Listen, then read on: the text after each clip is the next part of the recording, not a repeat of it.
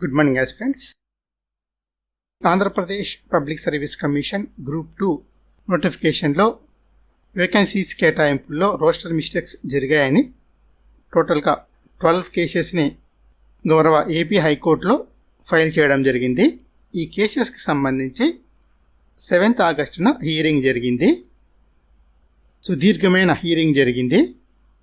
Lunch అంటే 2:30 నుండి almost court session complete అయ్యేంత వరకు 4:20 వరకు కూడా ఈ ఒక్క కేసు పైనే వాదనలు జరిగాయి. పిటిషనర్స్ తరఫున సీనియర్ కౌన్సిల్ వీరారెడ్డి సార్ తన ఆర్గ్యుమెంట్స్ని ఈరోజు కొనసాగించడం జరిగింది.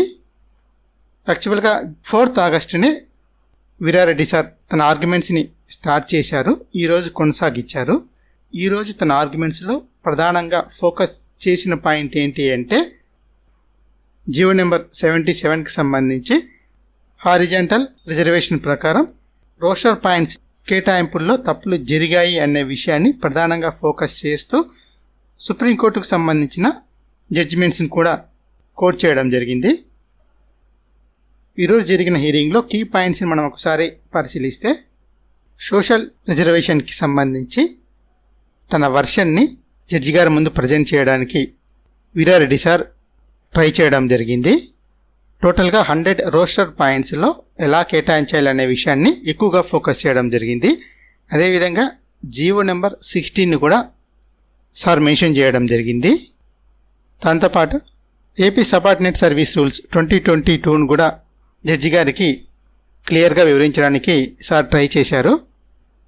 తర్వాత ఈ రూల్స్ని ఎలా అమెండ్ చేశారు అనే విషయాన్ని కూడా టైం టు టైం ఎలా మార్పులు చేసుకొచ్చారనే పాయింట్ని కూడా ఇక్కడ మెన్షన్ చేయడం జరిగింది.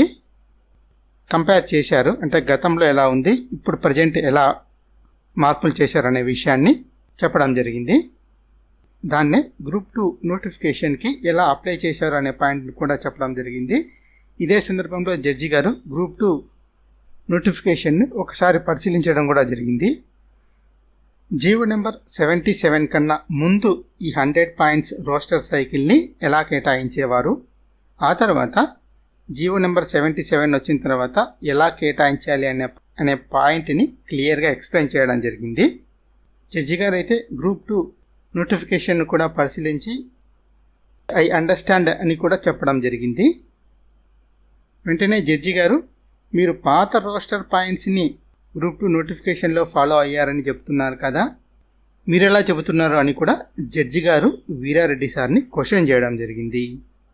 దీనికి వీరారెడ్డి సార్ అయితే గ్రూప్ 2 నోటిఫికేషన్లో పేర్కొన్న మున్సిపల్ కమిషనర్ పోస్టుని ఎగ్జాంపుల్గా చూపిస్తూ జడ్జి గారికి ఎక్స్ప్లెయిన్ చేయడం జరిగింది.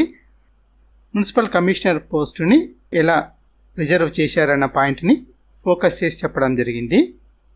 మెరిట్ లిస్ట్ని ప్రిపేర్ చేసి ఉమెన్ అడిక్వసీ లేకపోతే ఉమెన్ కేటగిరీకి రిజర్వేషన్ ప్రొవైడ్ చేయాలి, బట్ ముందే నోటిఫికేషన్లో మెన్షన్ చేస్తూ చూపించడం జరిగింది. సో ఇది ఓల్డ్ రోస్టర్ సైకిల్ అని చెప్పడం జరిగింది. మున్సిపల్ కమిషనర్ పోస్టుతో పాటుగా సబ్ రిజిస్టర్ వేకెన్సీస్ని, డిప్యూటీ తహసీల్దార్ వేకెన్సీస్ని మొదలైన వేకెన్సీస్లో ఎలా ఉమెన్కి, పీడబ్ల్యూడి మొదలైన కేటగిరీస్కి స్పెషల్ రిజర్వేషన్ని ఎలా కేటాయించారనే విషయాన్ని జడ్జి గారికి క్లియర్గా ఎక్స్ప్లెయిన్ చేయడానికి వీరారెడ్డి సార్ ట్రై చేశారు. ఇక్కడ మరో ఇంపార్టెంట్ అయిన పాయింట్ ఏంటంటే post code number 59 APPSC group 2 నోటిఫికేషన్లో ఉన్న పోస్ట్ కోడ్ నెంబర్ 59 కూడా స్పెషల్గా వీరారెడ్డి సార్ మెన్షన్ చేస్తూ junior assistant in engineering chief ఈ డిపార్ట్మెంట్లో ఓన్లీ 1 వేకెన్సీ మాత్రమే ఉంది, అది కూడా ఉమెన్కే కేటాయించారు అనే పాయింట్ని క్లియర్గా జడ్జి గారి ముందు ప్రజెంట్ చేయడం జరిగింది. జడ్జి గారి దృష్టికి తీసుకొని రావడం జరిగింది. ఇక్కడ జడ్జి గారు కూడా నేను చూశాను నోటిఫికేషన్లు అని చెప్పడం జరిగింది. తర్వాత పంచాయతీరాజ్ డిపార్ట్మెంట్కి సంబంధించి ఈఓఆర్డి వేకెన్సీస్కి సంబంధించి 2 క్యారీ ఫార్వర్డ్ వేకెన్సీస్ 2018 నుండి కొనసాగుతున్నాయి. ఇవి రోస్టర్ సైకిల్లో roster point number 11 and roster point number 17 base చేసుకొని ఇవి ఈ వేకెన్సీస్ రైజ్ కావడం జరిగింది అనే పాయింట్ని కూడా క్లియర్గా జడ్జి గారి ముందు ఎక్స్ప్లెయిన్ చేయడానికి వీరారెడ్డి సార్ గారు ట్రై చేశారు. దాంతోపాటు నార్మల్ ప్రొసీజర్ అంటే గవర్నమెంట్ డిపార్ట్మెంట్ ఈ వేకెన్సీస్ లిస్ట్ ప్రిపరేషన్కి సంబంధించిన ప్రొసీజర్ని కూడా జడ్జి గారి ముందు తెలియజేయడం జరిగింది. స్పెషల్ కేటగిరీలో అడిక్వసీ ఉంటే సోషల్ రిజర్వేషన్స్ అవసరం లేదని కూడా చెప్పడం జరిగింది. తర్వాత రిక్వజిషన్ ఫామ్స్కి సంబంధించి జోన్స్ వారీగా జడ్జి గారి ముందు ప్రజెంట్ చేశారు. ఓల్డ్ సైకిల్లోనే ఈ వేకెన్సీస్ని కేటాయించడం జరిగింది అని చెప్పడం జరిగింది. ఫ్రెష్ రోస్టర్ సైకిల్ను ఫస్ట్ రోస్టర్ పాయింట్ నుండి ఫాలో కావాలి అని వీరారెడ్డి సార్ చెప్పడం జరిగింది. ఇక్కడే జడ్జి గారు ఒక కీలకమైన పాయింట్ని కూడా రైజ్ చేయడం జరిగింది. రోస్టర్ రెక్టిఫై చేయొచ్చు కదా అనే క్వశ్చన్ కూడా అడగడం జరిగింది. అందుకు వీరారెడ్డి సార్ సుప్రీంకోర్టుకు సంబంధించిన కొన్ని రెఫరెన్సెస్ని కోట్ చేయడం జరిగింది. జీవో నెంబర్ 77ను ఫాలో కాకుండా ఓల్డ్ రోస్టర్ సైకిల్ విధానాన్ని ఫాలో అయ్యారని క్లియర్గా ఎక్స్ప్లెయిన్ చేయడానికి వీరారెడ్డి సార్ ట్రై చేశారు. జడ్జి గారు అయితే మీరు కొత్త రోస్టర్ విధానాన్ని ఫాలో కాలేదు కదా అని చెప్తున్నారు కదా అని అడిగారు. వీరారెడ్డి సార్ ఎస్ సార్ అని చెప్పారు. వెంటనే జడ్జి గారు కౌంటర్లో ఏం చెప్పారని కూడా క్వశ్చన్ చేయడం జరిగింది. వీరారెడ్డి సార్ కౌంటర్లో కూడా తాము కొత్త రోస్టర్ పాయింట్స్ని ఫాలో అవుతున్నామని చెప్పారు సార్ అని చెప్పడం జరిగింది. తర్వాత మరో ముఖ్యమైన పాయింట్ ఏంటంటే వీరారెడ్డి సార్ మెన్షన్ చేసిన పాయింట్ ఏంటి అంటే గవర్నమెంట్ డిపార్ట్మెంట్ ప్రాపర్ ఎక్సర్సైజ్ చేయకుండా వేకెన్సీస్ని అలొకేట్ చేయడం జరిగిందని చెప్పారు. టోటల్ 59 గవర్నమెంట్ డిపార్ట్మెంట్స్లో 31 గవర్నమెంట్ డిపార్ట్మెంట్స్ కొత్త రోస్టర్ సైకిల్ని ఫాలో కాలేదని చెప్పడం జరిగింది.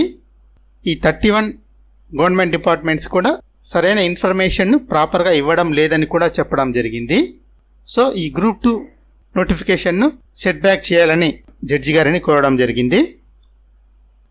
మరో ముఖ్యమైన పాయింట్ ఏంటంటే సార్ చెప్పిన పాయింట్ క్యాండిడేట్స్కి వేకెన్సీస్ని నోటిఫికేషన్లో చూపించకపోతే అప్లై చేసుకునే తమ హక్కును కూడా కోల్పోతారనే పాయింట్ని కూడా రైజ్ చేయడం జరిగింది. క్యాండిడేట్స్కి ఉండే ఛాన్సెస్ కూడా తగ్గిపోతాయి కదా అని చెప్పారు. క్యాండిడేట్స్ యొక్క ఛాన్సెస్ని బ్రేక్ చేసినట్లు అవుతుంది అన్నారు.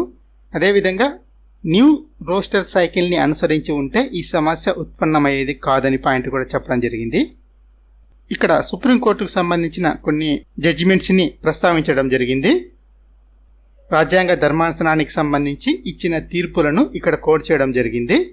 ముఖ్యంగా జస్టిస్ జీవన్ రెడ్డి గారి జడ్జిమెంట్తో పాటుగా జస్టిస్ పాండెన్ గారి judgment, justice Kuldip Singh judgment, justice Venkatachaliah గారి జడ్జిమెంట్స్ని కూడా ఇక్కడ ప్రత్యేకంగా వీరారెడ్డి సార్ ప్రస్తావించడం జరిగింది. 9 మంది సభ్యులు గల రాజ్యాంగ ధర్మాసనం యొక్క తీర్పులను ఇక్కడ వీరారెడ్డి సార్ ప్రత్యేకంగా జడ్జి గారి ముందు ప్రజెంట్ చేయడం జరిగింది. అంటే జడ్జిమెంట్లో ఉన్న కొన్ని పాయింట్స్ని జడ్జి గారి ముందు ప్రజెంట్ చేయడం జరిగింది. మొత్తం జడ్జిమెంట్లో ఉన్న పాయింట్స్లో ఈ నోటిఫికేషన్కి అప్లై అయ్యే పాయింట్స్ని ఇక్కడ జడ్జి గారి ముందు కోట్ చేయడం జరిగింది. దాంతోపాటుగా మన భారత రాజ్యాంగంలో పొందుపరచబడిన ఆర్టికల్ 16 గురించి కూడా జడ్జి గారికి వివరించడానికి ట్రై చేయడం జరిగింది. దాంతోపాటు మరో కీలకమైన కేసు ఏంటంటే ఇందిరా సహాని కేసు. ఇందిరా సహాని కేసు గురించి వీరారెడ్డి సార్ ప్రత్యేకంగా కొన్ని పాయింట్స్ని మెన్షన్ చేయడం జరిగింది. 50% రిజర్వేషన్ క్యాప్ ఉందనే విషయాన్ని కూడా జడ్జి గారికి గుర్తు చేయడం జరిగింది. దాంతోపాటు ముఖేష్ కుమార్ కేసును కూడా వీరారెడ్డి సార్ ప్రస్తావించడం జరిగింది. సో ఈ అన్ని అంశాలను వీరారెడ్డి సారు పిటిషనర్స్ తరఫున ప్రస్తావిస్తూ ఏపీపీఎస్సీ గ్రూప్ 2 నోటిఫికేషన్ను సెట్ అసైడ్ చేయాలని జడ్జి గారికి రిక్వెస్ట్ చేయడం జరిగింది. వీరారెడ్డి సార్ ఆర్గ్యుమెంట్స్ కంప్లీట్ అయిన తర్వాత వెంటనే జడ్జి గారు నెక్స్ట్ ఎవరు ఆర్గ్యుమెంట్స్ని ప్రజెంట్ చేస్తారని చెప్పడంతో ఎంఆర్కే చక్రవర్తి సారు తన ఆర్గ్యుమెంట్స్ని జడ్జి గారి ముందు ప్రజెంట్ చేయడం జరిగింది. అయితే ఇంకా ఆర్గ్యుమెంట్స్ కంప్లీట్ అవ్వలేదు. ఇప్పటివరకు జరిగినవి బేసిక్ ఆర్గ్యుమెంట్స్ అని చెప్పచ్చు. అంటే జడ్జి గారికి ఒక క్లియర్ ఐడియా రావడానికి, క్లియర్ పిక్చర్ రావడానికి ఉపయోగపడే ఆర్గ్యుమెంట్స్ అని చెప్పచ్చు. ఇంకా నెక్స్ట్ ఫర్దర్గా 1-to-1 ఆర్గ్యుమెంట్స్ కూడా జరుగుతాయి. ఇవి కేవలం పిటిషనర్స్ తరఫున ఆర్గ్యుమెంట్స్ మాత్రమే. GAD general administration department and APPSC కూడా తమ ఆర్గ్యుమెంట్స్ని నెక్స్ట్ ప్రజెంట్ చేస్తాయి. అప్పుడు 1-to-1 ఆర్గ్యుమెంట్స్ కూడా జరిగే అవకాశం ఉంది. మనం ఓవరాల్గా ఈ పిక్చర్ మొత్తం చూస్తే మనకు అర్థమయ్యేది ఏంటంటే ఆగస్ట్ మంత్ లోపు లేదా సెప్టెంబర్ 1st వీక్ లోపు ఈ కేసు ఒక కొలికి రావడానికి అవకాశం ఉంది అని మనం ఈ ఆర్గ్యుమెంట్స్ సినారియో చూసిన తర్వాత ఒక అంచనాకి రావచ్చు. తర్వాత జడ్జి గారు ఈ ఏపీపీఎస్సీ గ్రూప్ 2 రోస్టర్ పాయింట్స్ కేసుని నెక్స్ట్ ట్యూస్డేకి అంటే 12th ఆగస్ట్ డేట్కి పార్ట్ హియర్ లిస్ట్లోకి వేయమని చెప్తూ ఈరోజు ఆర్గ్యుమెంట్స్ని కంప్లీట్ చేయడం జరిగింది. సో నెక్స్ట్ వాయిదా 12th August. So wait for next arguments. Thank you for watching this video.